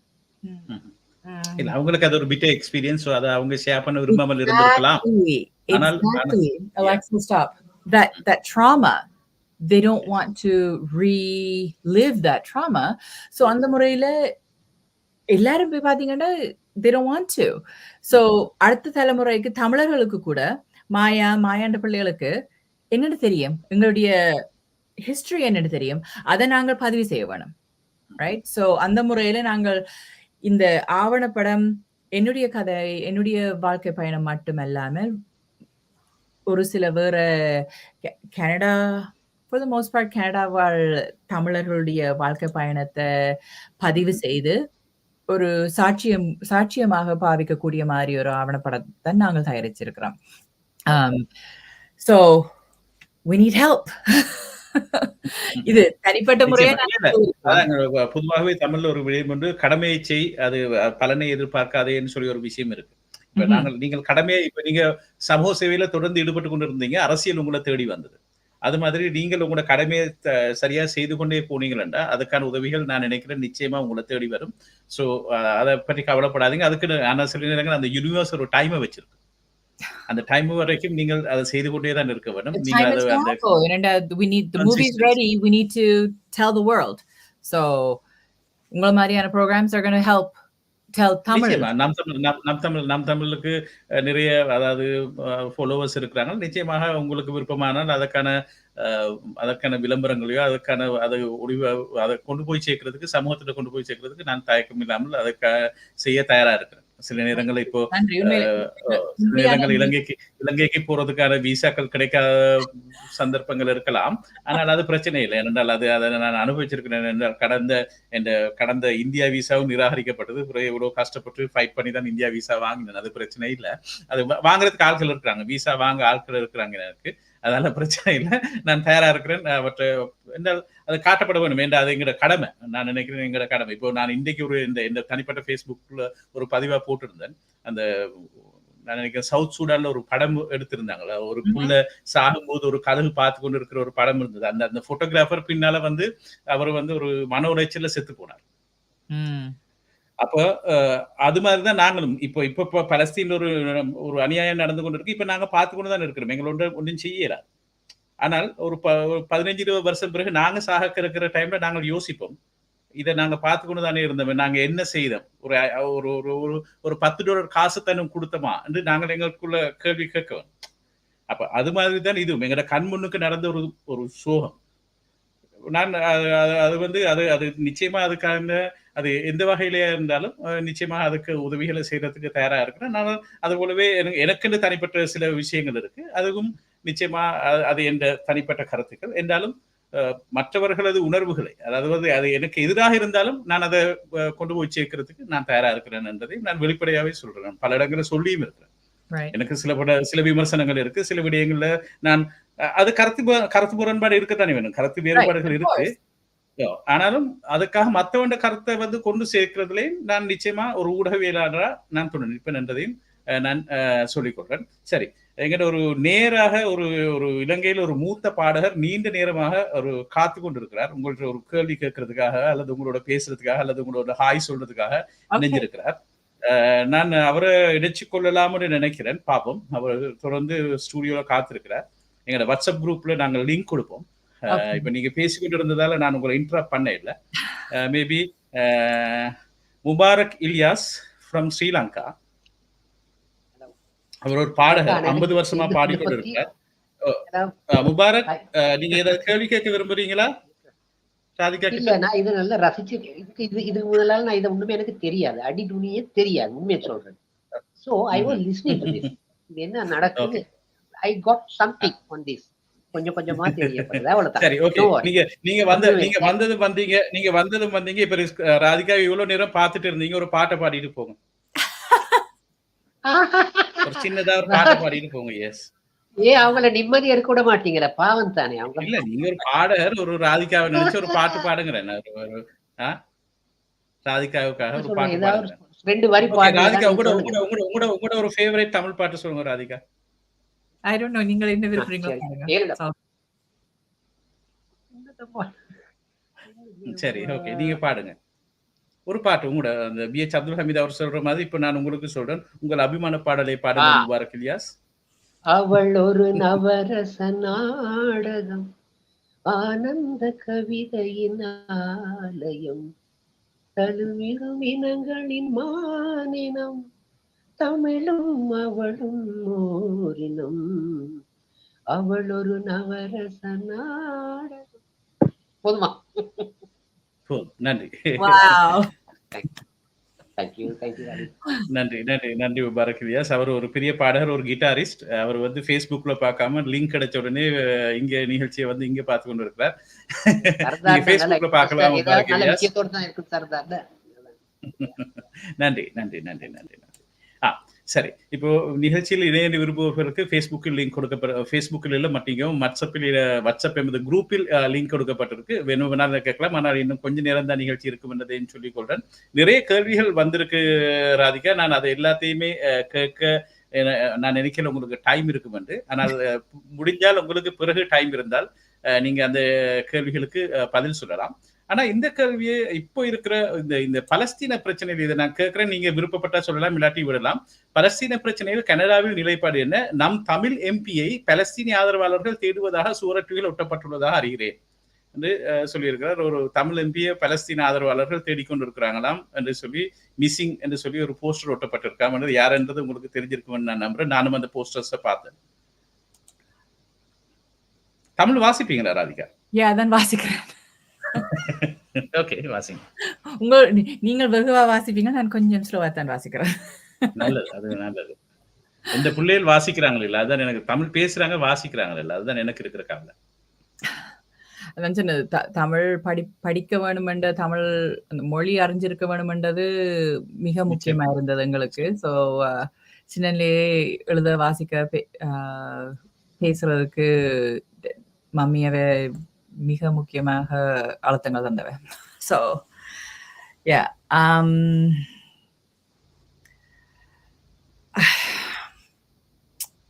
இப்ப நீங்க எம்பியா இருந்தாலும் இது உங்களுக்கு ஒரு கஷ்டமான காலமா தான் இருந்திருக்கும். ஏன்னா கனடாவோட ஒரு பாலிசி இருக்கும். அந்த நாட்டுக்குன்ற ஒரு பாலிசி இருக்கும். அதுல இது உங்களுக்கு ஒரு என்ன சொல்றது, ஒரு சிறுபான்மையினரை பிரதிநிதித்துவப்படுத்தும் ஒரு எம்பியா உங்களுக்கும் அது கஷ்டமானதா தான் இருந்திருக்கும். ஆனா நீங்க இந்த நேரத்துல இருந்திருந்தால் நீங்க என்ன செய்திருப்பீங்க? I would have spoken out. பேசியிருப்பீங்க. I would have spoken out, definitely. ஏன்டா இப்ப பாலஸ்தீன மக்களுக்கு நடக்கிறது படுகொலை என்று தான் சொல்லலாம், right? It's a massacre. It's just அவைகளுக்கும் திட்டமிட்டு நடந்தோண்டு வந்திருக்குன்னு யோசிக்கணும், right? 40s 50sல இருந்து திட்டமிட்டு என்ன நடந்தோண்டு வந்திருக்குதுன்னு தான் பார்க்குறோம்டா. இப்பதான் எங்களுக்கு 2009 போல இப்ப அவைகளுக்கு it's the mass massacre that's happening right now. It needs to stop. குழந்தைகளை கொலை செய்து கொண்டிருக்கணும். குழந்தைகளுக்கு உணவில்லாமல் it's just horrible. நாங்கள் just மனிதர்கள் என்ற முறையில இது நிப்பாட்ட வேணும். The ceasefire must happen. Israel வந்து ஹமாஸை அட்டாக் பண்ணினோம்னு சொல்லி கொண்டிருக்கணும். ஆனா குழந்தைகளை தான் அட்டாக் பண்ணினோம் right now. So இலங்கை அரசாங்கம் அப்படித்தானே சொல்லிச்சு, விடுதலை புலிகளை தான் நாங்க அட்டாக் பண்றோம்னு தான் சொன்னாங்க 2009. Exactly. ஆனா பள்ளிக்கூடங்களையும் ஹாஸ்பிட்டலையும் அட்டாக் பண்றது விடுதலை புலி இல்ல. அதே மாதிரி தான் இது ஆக்களுடைய ரெசிடென்ஷியல் ஏரியால பாம்பு பண்ணினோம், ஜஸ்ட் மேஸ் பாம்பு பண்ணிட்டு அதுக்குள்ள ஹமாஸ் ஆக்கள் இருக்கலாம்னு சொல்றது போலதான் சொல்றது. பள்ளிக்கூடத்திலையும் ஆஸ்பத்திரியிலையும் விடுதலை புலி இருக்கக்கூடும் என்று அதையும் நாங்கள் பாம்பு பண்ணுவோம் என்று தான் இலங்கை கவர்மெண்ட் சொன்னது அப்ப, ரைட்? ஸோ எங்களுக்கு I think as just humans, the bombing needs to stop. We need a ceasefire. We need to get aid into the country. There's இப்போ கொஞ்சமா there's some funds and aid தொடங்குது through the seaports, கப்பல் மூலம். ஆனா அது போய் சேர்றதுக்கு இடையில எத்தனை பிள்ளைகள் சேதமாயிடும். None of the trucks fill பண்ணி ரெடியா இருக்குது, ஆனா போறதுக்கு வழி இல்லாம இருக்குது. இப்ப ட்ரக்குகள் போனால் மக்கள் எங்க இருக்கணுமோ அங்க போய் சாப்பாடு போய் சேரும், தண்ணி குடிக்கிறதுக்கு தண்ணி போய் சேரும். ஆனா அது பிளாக் பண்ணி வச்சுக்கொண்டு என்ன இன்வெஸ்டிகேஷன் செய்ய வேணும், வெரிஃபை பண்ணணும் என்ன போகுதுன்னு சொல்லிக்கொண்டு ட்ரக்குகள் போக இல்லாம வாசல்ல இருக்கு, கை கட்டினது வாய் கட்டே இல்லைன்றது போல தயாராக இருக்குதான் அந்த பிள்ளைகளுக்கு போய் சேருது இல்ல. So we need to do something. The ceasefire needs to happen. நிச்சயமா. சரி, இப்போ நான் இந்த கேள்வியை கேட்கிறேன் உங்கள்கிட்ட. அதாவது புலம்பெயர் மக்கள் சம்பந்தமாக நாட்டில் இருப்பவர்களுக்கு பெரிய விமர்சனம் இருக்கு, நிறைய பேர். அது நான் நினைக்கல புலம்பெயர் மக்கள் எல்லாருமே அந்த விமர்சனத்துக்குரியவர்கள். ஆனால் அப்படியான ஒரு பெரிய விமர்சனம் இருக்கு. இதை நீங்கள் எப்படி பாக்குறீங்க? இதுக்கு ஏதாவது வழிவகைகள் இருக்கா? இதை மாத்துறதுக்கான வழிவகைகள் இருக்கா? இப்ப நான் இதை வாசிக்க விரும்பல, நான் அவர் கேட்ட கேள்வியை நான் ஒரு என்ன சொல்றது, நான் ஒரு நல்ல முறையில நான் கேட்கிறேன். ஓகே, என்ன கேள்வி? அதாவது இந்த புலம்பெயர் மக்கள் சம்பந்தமாக நாட்டில் இருக்கும் மக்கள் வந்து ஒரு பலத்த விமர்சனத்துக்குள்ளதான் இருக்கிறாங்க. புலம்பெயர் மக்கள் எங்களை வச்சு பிழைக்கிறாங்க, எங்களை காட்டி பிழைக்கிறாங்க அப்படின்னு ஒரு கூட்டம் சொல்லி கொண்டுதான் இருக்கு. புலம்பெயர் மக்களிடமிருந்து பல உதவிகள் அந்த மக்களுக்கு போய்கொண்டுதான் இருக்கு, எனக்கு தெரியும், அது நான் பார்க்கிறேன். ஆனா எல்லாரிடமும் வந்து ஏதோ ஒரு வகையில சில விஷயங்கள் நடந்து கொண்டுதான் இருக்கு. ஆனாலும் விமர்சனங்களும் இருந்து கொண்டேதான் இருக்கு. நான் சொன்ன மாதிரி, ஆரம்பத்துல சொன்ன மாதிரி, விமர்சனங்களை நாங்க தவிர்க்க இயலாது. ஆனால் அதை இப்ப நீங்க ஒரு புலம்பெயர் தமிழ் ஒரு உறுப்பினராக நீங்க அதை எப்படி பாக்குறீங்க? நீங்க என்ன சொல்ல விரும்புறீங்க இதுல? அந்த விமர்சனம் சரியா அல்லது அந்த விமர்சனம் மாற்றிக்கொள்ளப்பட வேண்டியதா? அது சம்பந்தமான உங்களோட கருத்து என்ன? கருத்துக்கள்னா எல்லாருக்கும் தனிப்பட்ட முறையான அந்த கருத்துக்கள் இருக்குது. And they're entitled to it, right? They're entitled to their opinion. என்னோட அவைகள் உணர்ந்து கொள்ளுற உண்மைகள் இல்லாட்டி வெளியே வச்சுதான் அந்த அவையோட கருத்துக்கள் அவைகள் பேசினம் இல்லாட்டி பகிர்ந்து கொள்ளினம். என்னுடைய முறையில நான் சொல்லக்கூடியதுண்டா, நான் நிச்சயமாக யாரையும் சார்ந்து I'm not trying to யாரையும் வச்சு இல்ல பிழை இப்ப யாரையும் இல்ல வச்சு இல்ல பிழைக்க ட்ரை பண்ணல, ரைட்? நான் எந்த இல்ல முறையில அதான். உதவி செய்யலாமோ அந்த முறையில அந்த அடக்குமுறைகளின் காரணத்தினால் ஒதுக்கப்படுற குரல்களுக்கு எங்க நான் ஒரு பிளாட்ஃபார்ம் இல்லாட்டி மைக்ரோஃபோன் பிடிச்சு வச்சு அவையோட குரல்களை பலப்படுத்தலாமோன்று தான் நான் வேலை செய்யறது. அது எங்களுடைய மக்களுக்காக மட்டுமல்ல, எங்களுடைய மக்களுக்காக, எங்களுடைய மக்களுடைய குரல்கள், எங்களுடைய மக்களுடைய தேவைகள், எங்களுடைய மக்களுடைய உண்மைகளை வெளியில எடுத்து சொல்ல வேணும்ன்றது மிக முக்கியமானது. மிக மிக முக்கியமான ஒரு பொறுப்புன்னு தான் நான் நினைக்கிறேன். நான் எடுத்துக்கொள்றது ஒரு பொறுப்பாக. I can't speak for other people, right? I can only speak for நான் என்ன செய்றேன்னு. And if ஆனால் அப்படியான விமர்சனம் தொடர்ந்து வைக்கப்பட்டு கொண்டு இருக்கு. இப்ப அதுக்கு ஒரு முற்றுப்புள்ளியோ அது முற்றுப்புள்ளி வைக்கப்பட வேணும். ஏனென்றால் முற்றுப்புள்ளி ஏனென்றா என்ன போல ஆட்களுக்கு நான் வேலை செய்யக்க அதை வேற ஆக்கள் நம்பாமல் இல்லாட்டி சாபட்டாஜ் பண்றதுக்கு இல்லாட்டி தடைகளை உருவாக்குறதுக்கு உறுதுணையாக இருக்குது. சோ அந்த முறையில நாங்கள் அதாலதான் நிறைய பேர் வாராங்க இல்ல. இப்ப எனக்கு எல்லாருக்குமே ஒரு விருப்பம் இருக்கு. இதுக்குள்ள ஏதாவது செய்ய வேணும். இதுக்குள்ள ஏதாவது இப்ப என்ன பொறுத்தவரையில இப்ப என் மூத்த மகள் திருமணம் முடிச்சிட்டா. அப்போ எனக்கு ஓரளவுக்கு பொறுப்பு குறைவு. இப்ப என் இளைய மகள் நான் இன்றைக்கும் ஒரு நண்பர்கிட்ட சொன்னேன். என் இளைய மகள் படிப்பு முடிச்ச உடனே நான் இலங்கைக்கு வந்துருவேன். அப்படியே நிறைய பேர் அந்த உணர்வோடு இருக்கிறாங்க. நாங்க எங்க அடுத்த தலைமுறை வராது. ஆனால் நாங்க அந்த உணர்வோடு இருக்கிறோம். எங்கள்கிட்ட இருக்கிற இங்க எல்லாம் இந்த என்ன சொல்றது எல்லா லக்ஸரிஸையும் வச்சுட்டு நாங்க நாட்டுக்கு போய் அல்லது நாட்டுக்காக வேலை செய்ய தயாரா இருக்கிறோம். ஆனாலும் நாட்டில் இருக்கிறவங்க பொதுவாகவே இங்க இருக்கிறவங்களும் ஒரு வெற்று கண்ணோட்டத்தோட அதுக்கு உண்மையான காரணங்களும் இருக்கு. சிலர் அதை மிஸ்யூஸ் பண்றாங்க. ஆனால் இதை எப்படி பேலன்ஸ் பண்றது?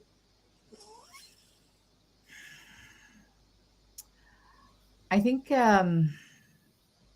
இந்த அடிப்படை தேவைகளின் காரணத்தில் like the fundamental daily living is hard, right? So நீங்கள் இங்க வெளிநாட்டுல இருந்தோட்டு லக்ஸரி லைஃபை வச்சு கொண்டு இருக்கிறீங்க. நாங்கள் இங்க எங்கட வீட்டுக்கு கூரை இல்ல, இல்லாட்டி சாப்பாடு இல்ல, இல்லாட்டி பள்ளிக்கூடத்துக்கு போறதுக்கு ஸ்கூல் ஃபீஸ் கட்டுறதுக்கு இயலாது. பிள்ளைகளுக்கு எங்களுக்கு இந்த the spiral of poverty, the spiral of இந்த நெருக்கங்களுக்குள்ள இருந்து என்னென்று வெளியேறது தெரியாதன் காரணத்தினால, or you can't see the light at the end of the tunnel, so it's easy to just say negative things, right? There's a saying in English, hurt people hurt people. Yes, hurt people. I'm hurt, so all I can do is spread the hurt, so I'm going to hurt you. Maybe I don't know. I don't have all the answers. I'm searching அதுக்கு பதில் இல்லாட்டிலும் பரவாயில்ல. இப்ப இதை பார்த்து கொண்டு இருக்கிறவங்க இனி பார்க்க போறவங்களும் அதுக்கான பதிலை தேடட்டும். அது பதில் இல்லாமலே இருக்கட்டும். ஆனால் நீங்க ஆரம்பத்துல சொன்ன மாதிரி அந்த சீட்ஸை நாங்க பிளான் பண்ணிட்டு போவோம். அதுக்கான பதிலை அவங்க தேடிக்கொள்ளட்டும்னு சொல்லி நான் நினைக்கிறேன். சரி, இப்ப சுஹைப் ஹம்துல்லா அவர்கள் எழுதியிருக்கிறார், தமிழ் தேசிய அரசியலை அவதானிக்கின்றீர்களா?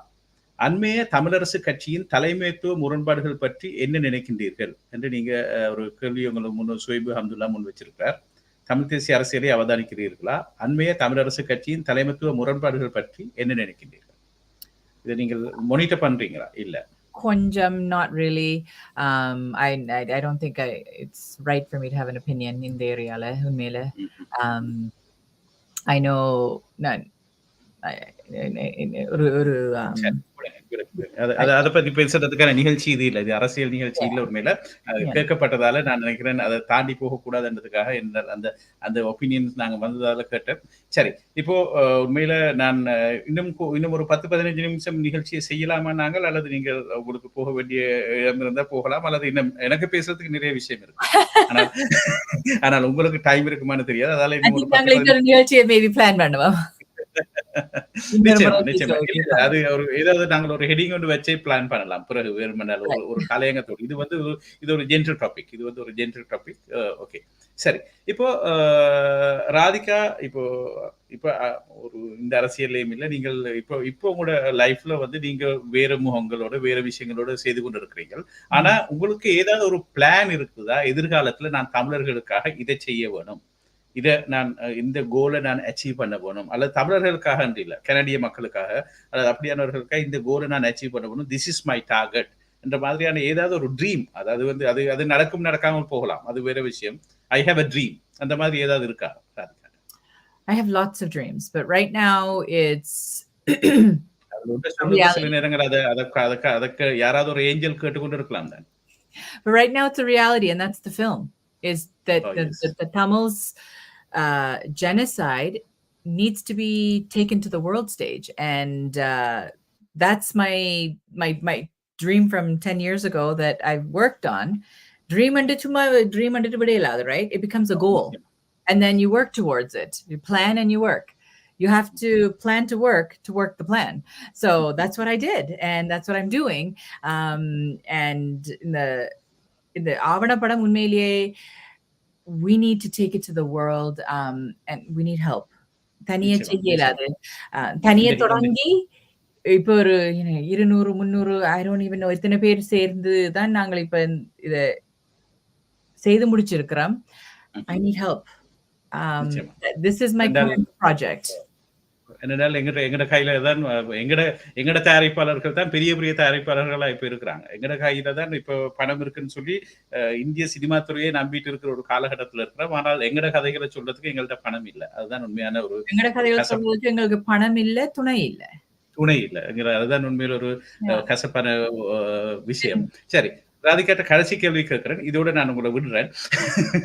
சரி, இப்போ ஒரு அலை இருக்கு. இப்ப நாட்டுல கஷ்டம், இலங்கையில கஷ்டம் உண்மை, அது பொருளாதார பிரச்சனை இருக்கு, கஷ்டம் எல்லாம் இருக்கு. நிறைய பேர் கனடா வரலாமா, ஆஸ்திரேலியா வரலாமா, நியூசிலாந்து வரலாமான்றதுதான். யாராவது கால் பண்ண ஐயோ நினைவு வந்து எடுக்கிறானே நண்பன் சொல்லி கேட்டால் அவன் ஹலோ மச்சான்னு சொல்லி அடே எப்படி வாரதுன்றதான் அடுத்த கேள்வியா இருக்கு. என்ற சுகம் விசாரிக்கிறத தாண்டி என்ன அது நான் அவங்களோட தப்பு சொல்லும் இல்லை, அவங்களோட நிலை அப்படி இருக்கு. ஒரு 10-15 வருஷத்துக்கு முந்தி வந்துட்டோம், அல்லது 20 வருஷத்துக்கு முந்தி வந்துட்டோம். ஆனால் அவங்களோட நிலை இப்ப அப்படித்தான் இருக்கு. ஆனாலும் வந்து கனடா வர்றது இப்போ ஒரு சிலர் தங்களோட சொத்து பத்துக்களை வித்து கொண்டு எல்லாத்தையும் செய்து கொண்டு கனடா வராங்க. நீங்க இமிகிரேஷன்லயே வேலை செய்யறதா சொல்றீங்க. எனவே அவங்களுக்கு நீங்க இல்ல நீங்க பாலிசிஸ்ல வேலை செய்யறதா சொன்னீங்க, அந்த இமிகிரேஷன் பாலிசிஸ். அதுதான் நான் சொல்றேன். இல்ல நான் உங்களை ஒரு இமிகிரேஷன் லாயர் என்று சொல்லல, டோன்ட் வரி. ஆனால் உங்களை போல ஒரு தமிழ் உணர்வு உள்ள இலங்கையில் பிறந்த ஒரு தமிழ் பெண் அங்கு இருக்கும் இலங்கையர்களுக்கு சொல்லும் அறிவுரை என்ன? அது எதுவாகவும் இருக்கலாம். உங்களோட ஒரு பர்சனல் அட்வைஸ் என்ன இதை பாக்குறவங்களுக்கு, அதாவது கனடா வர விரும்புறவர்களுக்கு அல்லது புலம்பெயர விரும்புறவர்களுக்கு? Right. I don't know. ஒவ்வொருத்தருடைய தனிப்பட்ட எக்ஸ்பீரியன்சஸ் அண்ட் அபிலிட்டிஸை வச்சு தானே என்னதான் செய்யலாம், ரைட்? It's not easy. இப்ப நான் காலேஜ்ல படிப்பிக்கிறது, and most of my students are international students. India, China, Jamaica, Nigeria, Sri Lanka இருந்து ஒரு சிலர், but Ukraine இல்ல, உலகம் முழுக்களும் இருந்து வந்து இன்டர்நேஷனல் ஸ்டூடெண்ட்ஸா வர ஆட்கள் தான் என்னுடைய கிளாஸ் ரூம்ல இருக்கிறேன். சரியாக கஷ்டப்படினோம். It's not easy. அண்ட் இப்ப வந்த மாற்றங்கள், இமிகிரேஷன் மாற்றங்கள் இன்னும் கூடுதலான அந்த நெருக்கடிகளை தான் என்னது நெருக்கடிகளை தான் ஃபேஸ் பண்ண வேணும். It's not easy. சும்மா கனடால போய் ஃபேன்சியா இருக்கலாம்னு நிறைய பேர் ஃபேன்சியா இருக்கிறோம், ஆனா எல்லாரும் அப்படி இல்லை. இங்க வந்து சாதாரண மக்கள், so many people are living paycheck to paycheck. It's not easy.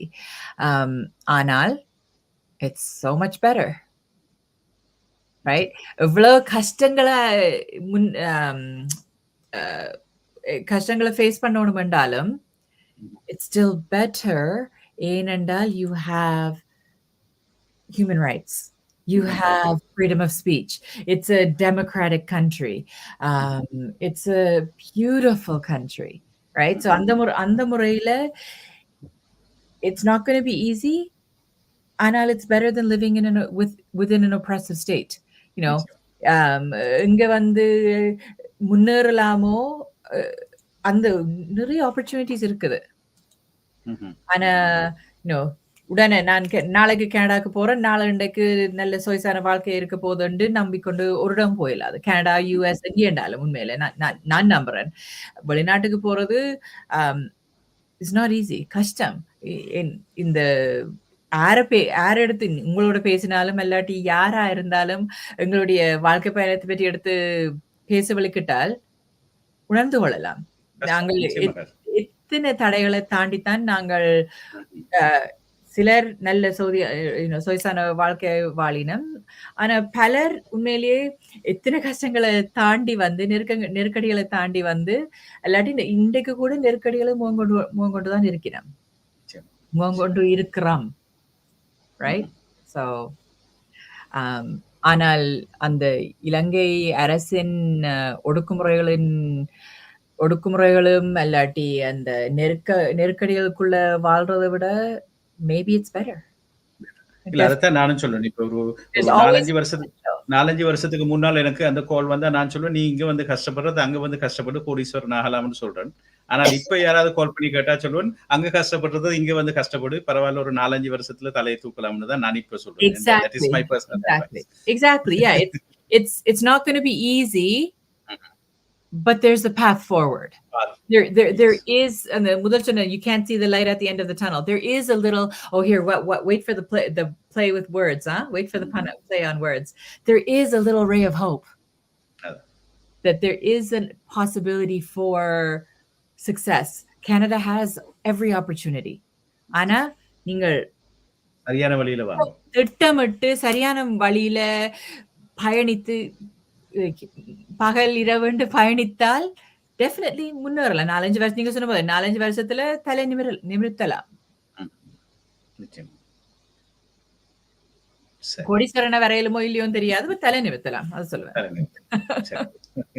சரி, ஓகே. இப்போ நான் 1 மணித்தியாலம் தான் ராதிகாவுக்கு சொன்னேன். ராதிகா ஒரு பிஸியான ஆள். காலையில 7 மணிக்கு எழுப்பி